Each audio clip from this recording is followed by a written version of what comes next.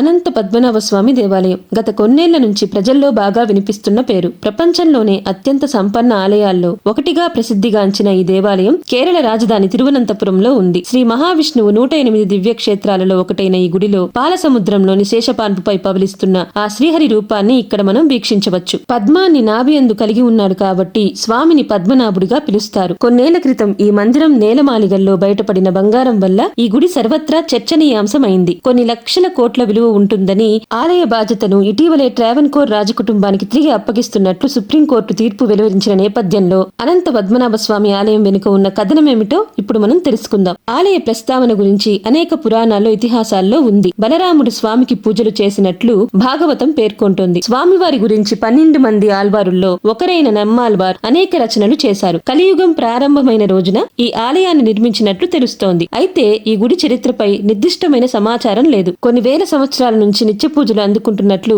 ఆలయానికి చెందిన రికార్డులు తెలియజేస్తున్నాయి. అప్పటి తరాలుగా ట్రావెన్కోర్ రాజకుటుంబం ఏలుబడిలో ఈ ఆలయం ఉంది. స్వామివారి మూల విరాట్టును ఒక ద్వారం నుంచి మనం వీక్షించలేం. పెద్ద విగ్రహం కావడం వల్ల తలను, చేతిని, పాదాలను వేర్వేరు ద్వారాల నుంచి చూడాలి. ట్రావెన్కోర్ మహారాజు రాజా మార్తాండవర్మ పాలనా సమయంలో వేల సాలగ్రామాలతో స్వామివారి విగ్రహాన్ని ప్రతిష్ఠించారు. ఆ కాలంలో 4000 మంది శిల్పకారులు, 6000 మంది కార్మికులు, 100 ఏనుగులు 6 నెలల పాటు శ్రమించి ఆలయంలో ఎన్నెన్నో కళాకృతులు ఏర్పాటు చేసినట్లు తెలుస్తోంది. 2011లో ఆలయ పాలక మండలి గుడి నేలమాలిగల్లో 6 రహస్య గదులను గుర్తించారు. ఆ గదులను తెరవాలని సుప్రీంకోర్టు తీర్పు ఇవ్వడంతో 5 గదులను తెరిచారు. ఫలితంగా ఆ గదుల్లో అపారమైన సంపద ఉన్నట్లు వారు గుర్తించారు. లెక్కనేలన్నీ బంగారు ఆభరణాలు రాసుల కొద్దీ ఉన్నట్లు గుర్తించారు. వెండి దీపాలు, శివుడి విగ్రహాలు, అనేక బంగారు కలిశాలు, జగ్గులు, ఇవే కాకుండా తీస్తున్న కొద్దీ బంగారు కంకణాలు, ఉంగరాలు ఇంకా వస్తూనే ఉన్నాయి. ఆలయానికి ఉత్తరం వైపు ఉన్న గదుల్లో తెరిచి చూడగా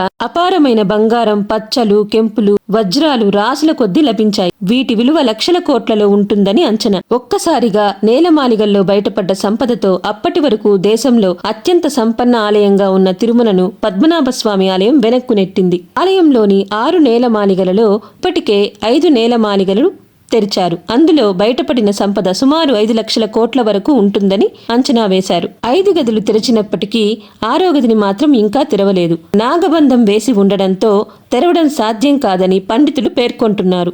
ఆ గదిలో ఈ గదుల్లో కంటే రెట్టింపు సంపద ఉంటుందని అంచనా వేస్తున్నారు. మరి ఆ 6వ గదిలో ఇంకెంత సంపద ఉంటుందో అనేది ఆ అనంతుడికే తెలిసిన రహస్యం. మీకు ఈ వీడియో నచ్చితే మరింత మందికి షేర్ చేయండి. Thank you.